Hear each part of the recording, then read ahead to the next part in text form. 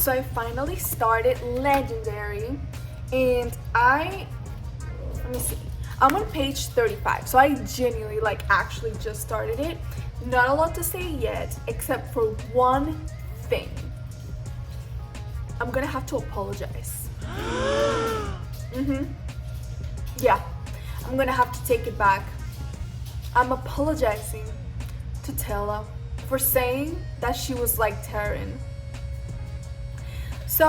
So far, what I feel, again, I've just read until page 34, so there's still a lot that I don't know about the book yet. I have no idea yet what the plot is, but so far, I feel like we're gonna have Tella's point of view a little more, and I understand now why she did what she did. And I take it back. Right now, the beginning of the story was, well, the beginning of the book was more of like a flashback to their mom and these cards she found, what Tella found in between her mom's possessions. And remember how I said I would have my detective glasses and hat and everything on? They're still on because I already finally can tell where Jax is gonna come in, because should I say it? I'm still debating if I want to do like spoiler free or like full spoilers. Okay, I'm just gonna say it. Okay, so she has these cards with the fates on them. The fates are, you know, like these people. Oh, they still haven't really explained what they are. I know what the fates are because of the other book, but I'm trying not to bring up the other story because, you know, I'm not supposed to know. So I'm gonna try to stick only to what I've read in these books alone. So they still haven't really explained what they are, but they're like these people, and each card has like a picture of each of these people, right? And one of them is the King of Hearts. Sounds familiar. And Tella she tries to take them all, but her mom catches her, so she only takes one. The Oracle. Okay, so she has the Oracle, which is one of the people in these cards. So then we go back to present time, and Julian and Scarlett still together. So happy they're still together, but now because they're still trying to figure out like about legend and all of this and some other things too, they're going back to CARAVAL. They're gonna go back to CARAVAL, and yeah, that's where I'm at so far because I literally just started. But today we're gonna read some more and figure out what is going on. There's also, I don't know if I mentioned it before, I don't think I did, but there's also playlists in the back of these books, so we're gonna have to listen to those as well. List over here. See? So we're gonna listen to those while we read. I actually forgot about that when I was reading the first one, and I did not do that. So now I'm gonna have to listen to that first playlist and then like get into the mindset of the story I read, you know, go full on, what's the word again? Maladaptive. I don't even know if I'm using it right, but I know what the word means. But when I continue reading this one, I'm going to listen to this playlist. But because I haven't really read too much of it, I didn't think I would talk a lot about Legendary yet on this video. Today, we're gonna do something fun together. We're gonna study. Wow! Today, we are going to study together. I've been very interested on many topics, and I've been buying some books and doing some research on them just as a hobby. Two things that I want to study today are I have to do my Korean homework, so we can do that together. We can study Korean, do my homework, and I am going to also start working on so I bought this astronomy book and didn't buy it with the intention of learning like so much of the science. I mean, that too, that's also coming, but this specific book is so beautiful because it's from the, let me see, I have this edition, which is like a, you know, just like scanned, I guess, but the original is, does it say here? It's a really old book. I'll have to look that up actually. But it's called Astronomy for Amateurs, because that's what we are, amateurs. And it's by Camille Flammarion. it's so beautiful the way they write about astronomy, because it's almost like in a poetic way. Like, it's not just talking about a celestial body in the space, in the universe. It's like everything, it's a miracle.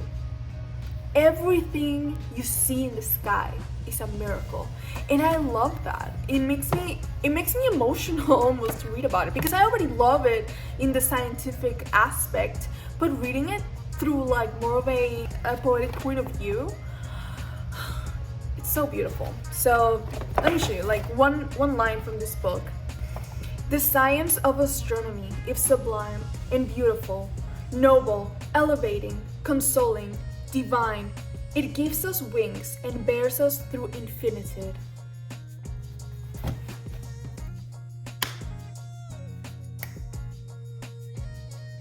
So yeah, today we're gonna study a little bit more of that, just for fun.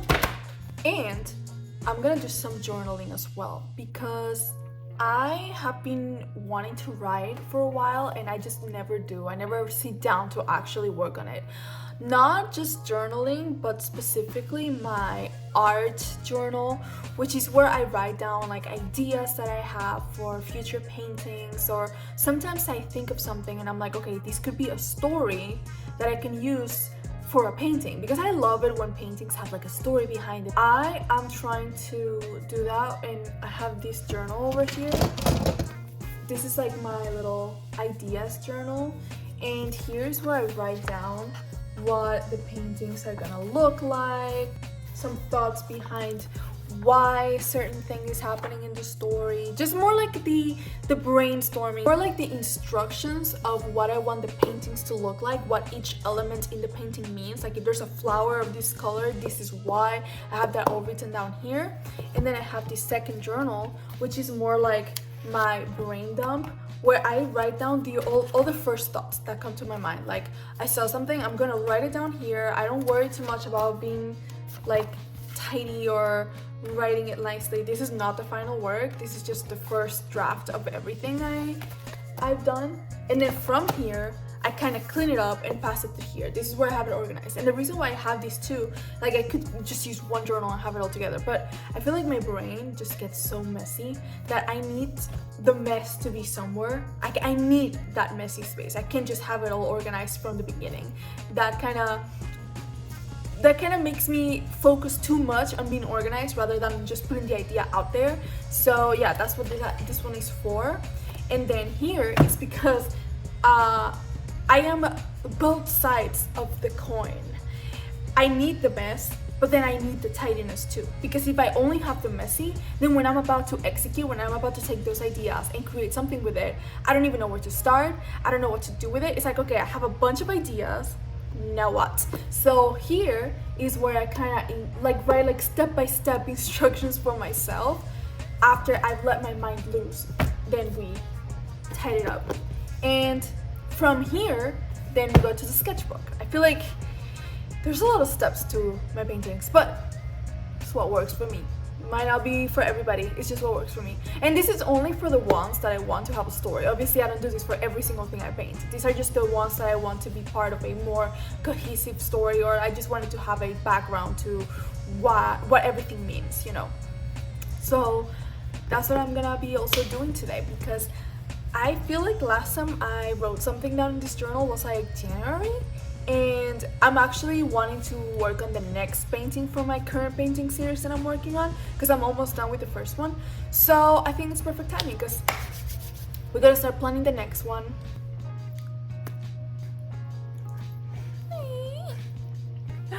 Oh my god, I need to study. So I'm here with my little bestie. Hey, Vander! Come. So me and the little bestie over here are gonna study. I have some homework for my Korean class that I haven't done yet. I'm so happy because I feel like I'm finally at that point where I feel like I'm doing progress in class. You know, like especially when you're learning a new language, it takes a while before you genuinely feel like, even if you don't feel comfortable yet to say like, oh, I speak this language, but like you feel like, yeah, I'm doing some progress. Because the way I feel like it is, it's like first day, like the beginning, it feels easy. It's like, oh, you learn a couple words and you're like, oh, this is gonna be easy. Then you go through like a little hard phase where you're learning the grammar and all the irregulars and all that. And it's like, oh, so I guess learning how to say a couple food names in this language is not gonna be enough. And then finally, when you've learned those little rules, even if you don't have them all perfect, but at least you feel like you understand the essence of formulating a sentence or how to use the words correctly, then it's like, it's not that it becomes easy necessarily, but like you feel motivated again. You're like, okay, so the hard part, if you go through that stage, right, it's the one where usually you will feel like you want to quit. If you don't quit, then the next stage, it's like, okay, it's still a little bit hard because you're learning more and more rules as you go, but because you got the basics down, it's like, okay, now I can actually use some logic instead of feeling like everything is a new concept, you know?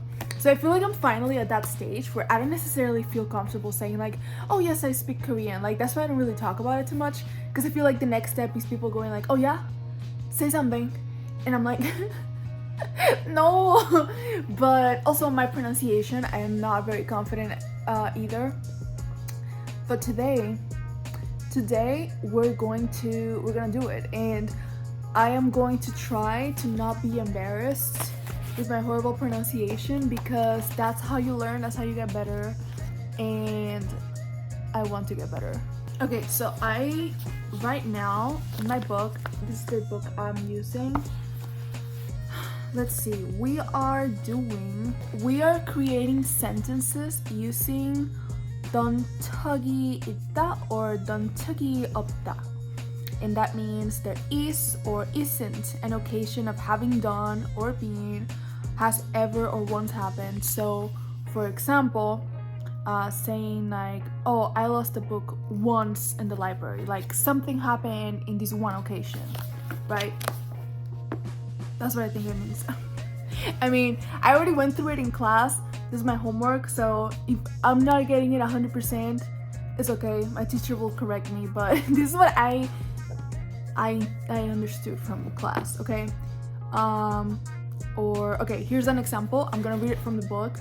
It's to say, I've never worn red clothes. So, 빨간색 옷은 입은 적이 없습니다. I've never done this thing. I did this once. I've done this many times. That's kind of what the 던턱이 있어 없어 means. Okay, I don't know. Let's see. My sentence, I'm gonna say in English first what I'm trying to say. I'm trying to say, like, when I went to work, like one time when I went to work, I had to change my clothes.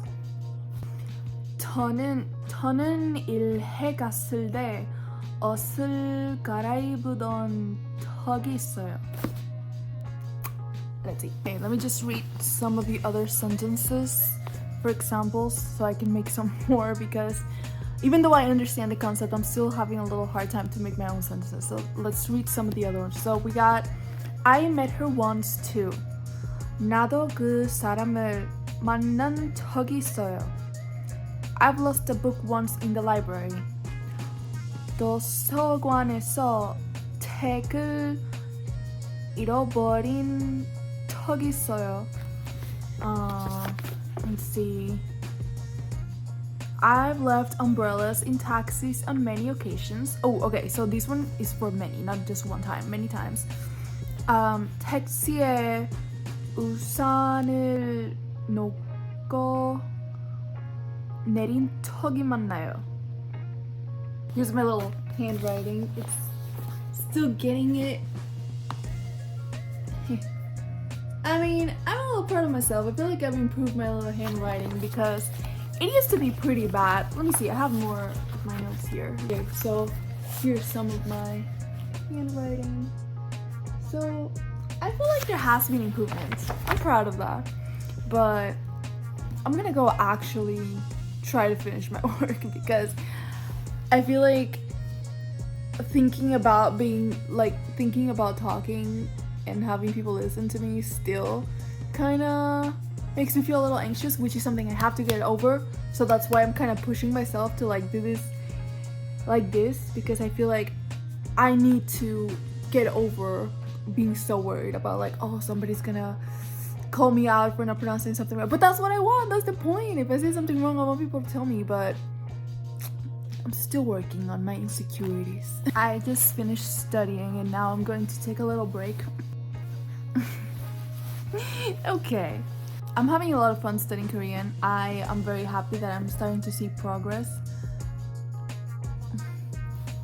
And oh my god, I am still not 100% comfortable having conversations with people because I feel like even though I can understand, like when I'm watching TV or YouTube videos and stuff like that, I feel like everyday conversation I might misunderstand like just like somebody's tone, or I don't know. I just feel like it's harder when I have somebody face to face talking to me.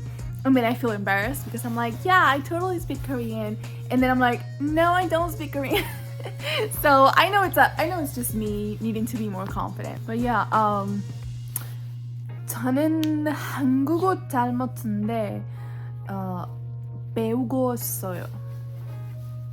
So yeah, I gotta go run a little errand, and I don't know if you can tell my little outfit, but I'm in love with bell-bottom pants lately. Let me show you.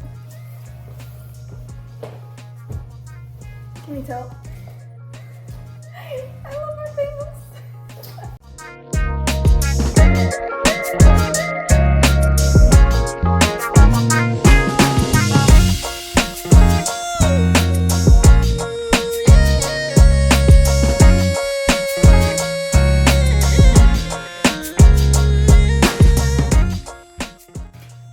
Updates.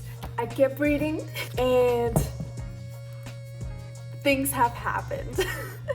Okay, so definitely now is Tella's main point of view. Now we're seeing the story through Tella. I thought it was gonna be just like the beginning, like we're gonna be switching back and forth, but I think she's the main character now. We finally met Jax. They haven't said his name yet, but come on. So she sees this guy. The only other passenger was a golden-haired young man Tella didn't recognize. Okay, I was already like, tell us more. And it says, he was only a few years older than her, yet he looked as if he'd spent centuries practicing this interest. Centuries? Even his rumpled velvet tailcoat appeared bored as he lounged against the plush leather seats. Now, wait for it. Intentionally looking away from Tella, he bit into an intensely white apple. Does that sound familiar? It's him. I was more than excited when I read those lines because I've been waiting for this moment. I feel accomplished. I feel like I'm done. Like, I don't need to finish reading. No, I'm joking. But like, the part where I paused now was when she's finally arrived to the castle that her and all of Legend's actors are going to. And Dante shows up, and because she wasn't on the list, in the guest list, he lied to the matron and told her that Tella is the next heir's fiance. So she got this amazing room, but turns out that there's rumors that this heir that's supposed to be her fake fiance is like a murderer or something like that, and he sent her a gift box with a letter, and inside there was a dress for the ball, for the party, and a letter saying like, oh, like I got you a dress so that I can easily spot you at the party, I can't wait to see you. And she's like, okay, number one, he's spying, number two, am I in danger? So that's where I am at right now, and I can't wait. I'm so excited. But I thought now is the perfect time to journal. So I am going to get my little journals and start brain dumping.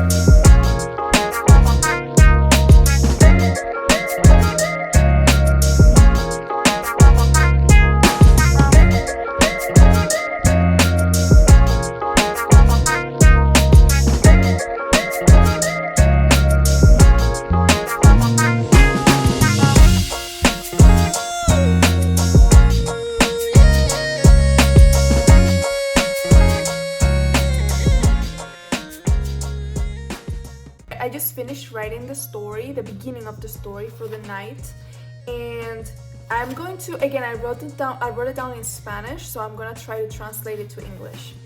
Just like every other story, the night also had a beginning. People are not born being brave or strong. They become strong and they learn to do it involuntarily.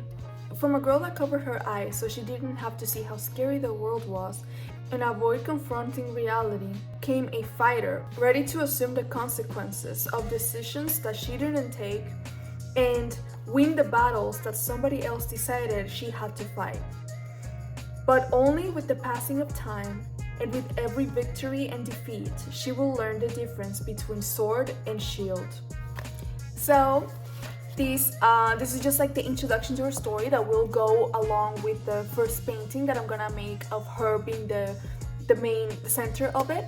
And what I'm trying to do with her is just the origin of her story, how she came from a weaker side of her to turn into the stronger side of her, but also learn what is the difference between fighting the world and being on edge and having this wall against everybody else, and having your shield, which is basically just being ready for when you have to defend yourself. That's a transition that she goes through, because first she has to go through that phase where you're just angry with the world. You realize everything that's been going on. You take up those blindfolds, you see reality, and you're like, okay, I have to fight this world. I'm angry, I'm furious, I need revenge. And I feel like that's something everybody has gone through, especially growing up, like those teenage years. And then as you grow up, you realize like, okay, I don't need to be fighting the world. That is so draining. That is actually harming me as well. Instead, I should learn how to be ready to, when those issues come to me, I know what to do with it, but I'm not going out there and looking for trouble and look for revenge. So that is what this one is supposed to mean, and I'm gonna be working on her, but that'll probably be for the next video. And I'm gonna finish reading Legendary. We're gonna finish this painting, and I know I said I was gonna study the astronomy book, but honestly I think that's also gonna be for later because I'm tired. So next time we're gonna do those. Also this weekend I'm gonna be going shopping for some books, so I'm super excited. My goal is that I'm gonna start my Penguin classic collection, because I already have like a little list of classics that I want to start, and I thought, you know, if I'm already gonna be reading them, I might as well find something cute that I like to collect and that I want to put on my bookshelf. So I've been looking at those covers for the Penguin collections and they're so beautiful, so that's what I'm gonna be looking for this weekend. I do want to get to see more about Tella and get to understand her more, especially after our disagreement. I feel like I need to give her a second chance, and I see there's gonna be more of Dante too, so that's gonna be fun. But I do hope that we still get more of Scarlett and Julian, because I will never be done with them. So I can accept having more of Tella's point of view, but I also need to go back to Julian and Scarlett. Like, come back to me.